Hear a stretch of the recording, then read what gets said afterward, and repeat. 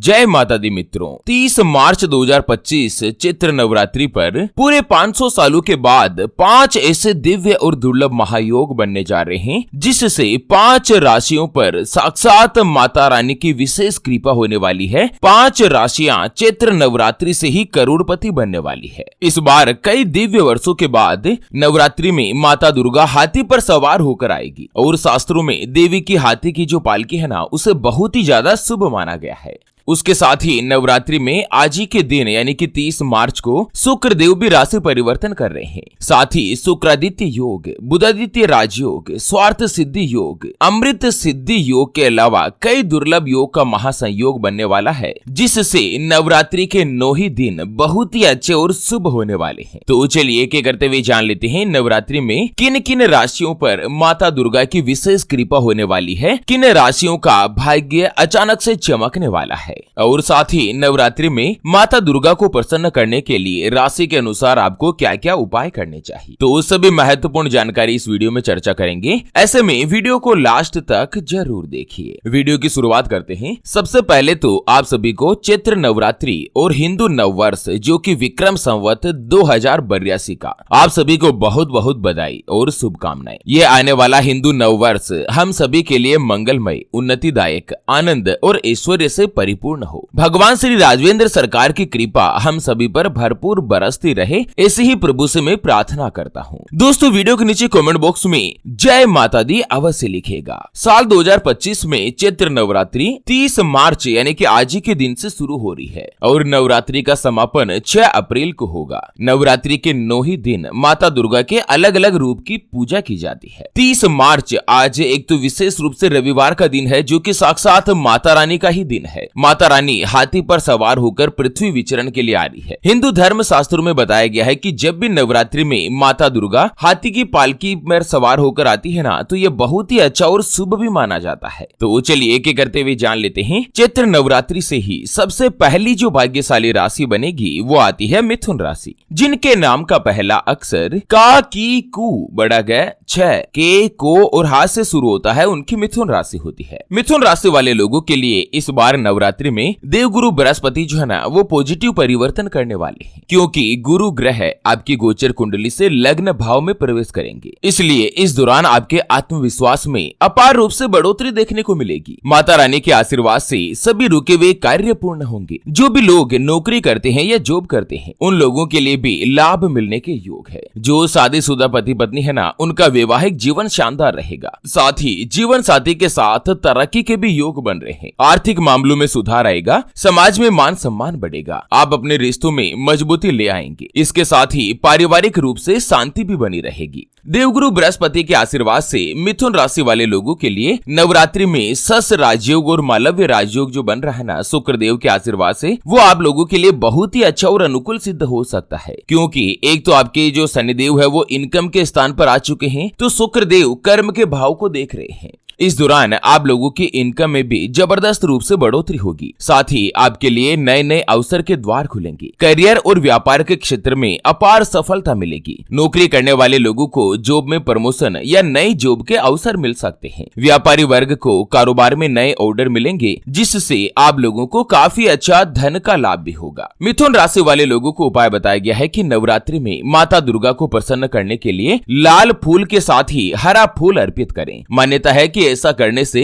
अगर आपकी कुंडली में किसी भी प्रकार का ग्रह दोष बना हुआ है ना, तो उससे भी आपको छुटकारा मिलेगा। चलिए बात कर लेते हैं चैत्र नवरात्रि से ही अगली जो भाग्यशाली राशि बनने जा रही है उसके बारे में। उससे पहले आपको एक महत्वपूर्ण बात बताना चाहूंगा। क्या आप अपनी जॉब में दिन रात मेहनत कर रहे हैं, उसके बावजूद भी प्रमोशन की कोई भी उम्मीद दिखाई नहीं दे रही है? व्यापारियों को व्यापार में लाभ नहीं मिलता, आपका खर्चा निकालना ही मुश्किल होता जा रहा है, जेब हमेशा खाली ही बनी रहती है और हर महीने की शुरुआत एक बार फिर से उधारी से हो जाती है। यानी कि पहले का लोन की किस्तें तो चली रही है, लोगों का कर्जा तो बाकी ही है, लेकिन हर महीने कुछ न कुछ कर्जा बढ़ता ही जा रहा है। लगातार कर्ज का बढ़ता दबाव और धन की आर्थिक तंगी आप लोगों को टेंशन, चिंता या तनाव में डाल रही है। आपके जीवन में अच्छे दिन कब से शुरू होंगे? कब आप अपना स्वयं का मकान बना पाएंगे? तो कब अपनी 4 व्हीलर गाड़ी खरीद पाएंगे? कब आप अपने पैरों पर खड़े होकर लाइफ में सेटल हो पाएंगे? आपकी कुंडली में कौन से से ग्रह अच्छे हैं तो कौन से ग्रह खराब फल दे रहे हैं और उनका क्या क्या उपाय करना है जिससे वो भी अच्छा फल देने लग जाए। इन सभी सवालों के जवाब आपको मिलने वाले हैं आपकी प्रीमियम पर्सनलाइज्ड कर्म कुंडली में, जिसे अगर आप जानना चाहते हैं, अपनी किस्मत को पहचानना चाहते हैं, तो अभी जो आप ये स्क्रीन पर नंबर देख पा रहे हैं ना, इस पर व्हाट्सएप पर संपर्क करके आप हमारे पूज्य गुरुदेव से बात कर सकते हैं और 251 रुपए की छोटी सी नाम मात्र की फीस में आप अपने संपूर्ण जीवन की महाजन्म कुंडली के बारे में जान सकते हैं। अगर आपकी कोई भी समस्या है जिसका समाधान आप कुंडली बनवाकर जानना चाहते हैं, जैसे कि व्यापार में आपको लगातार नुकसान हो रहा है,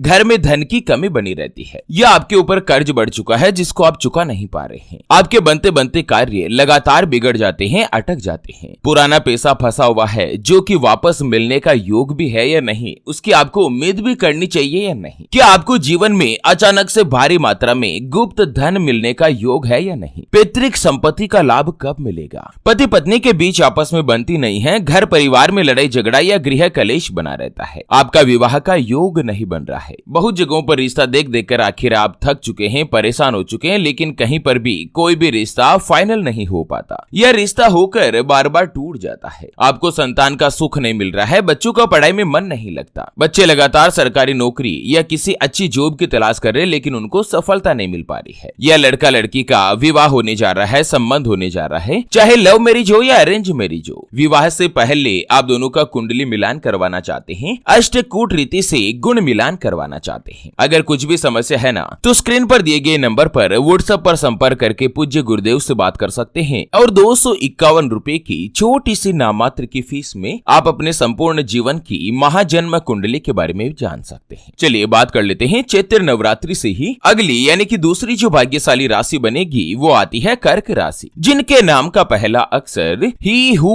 हे, हो, डा, डी, डू, डे और डो से शुरू होता है, उनकी कर्क राशि होती है। दोस्तों कर्क राशि वाले लोगों के लिए ये जो चैत्र नवरात्रि है ना, ये बहुत ही अच्छे और शुभ रहने वाली है। एक तो इस नवरात्रि में सस राजयोग और मालव्य राजयोग का निर्माण हो रहा है, जो कि आपको नया घर या नया वाहन खरीदने का सपना जो है वो पूरा करवा सकता है। नवरात्रि के बाद करियर में नई दिशा प्राप्त होगी और सफलता के भी मौके बढ़ेंगे, मानसिक परेशानियों से राहत मिल सकती है, परिवार में भी खुशहाली आएगी, रिश्तों में आई दूरियां खत्म होगी, किसी भी पुराने दोस्त या रिश्तेदार से सुलह हो सकता है। कुल मिलाकर नवरात्रि के समय जो है ना, ये आप लोगों के लिए बहुत ही अच्छा, शुभ और पॉजिटिव बदलाव लेकर आने वाला होगा। माता दुर्गा के आशीर्वाद से आपके अच्छे दिन शुरू होंगे, आपको अपने भाग्य का, अपनी किस्मत का पूर्ण साथ भी मिलेगा, व्यापार में मुनाफा हासिल हो सकता है और पुराना अगर आपने कोई भी इन्वेस्टमेंट कर रखा है तो उससे भी लाभ प्राप्त होने के योग है। देश और विदेश की यात्राओं पर जा सकते हैं, धार्मिक या मांगलिक कार्यक्रम में शामिल हो सकते हैं, रिश्तों में खुशियां ही खुशियां बनी रहेगी। आप लोगों को उपाय बताया गया है कि कर्क राशि वाले लोग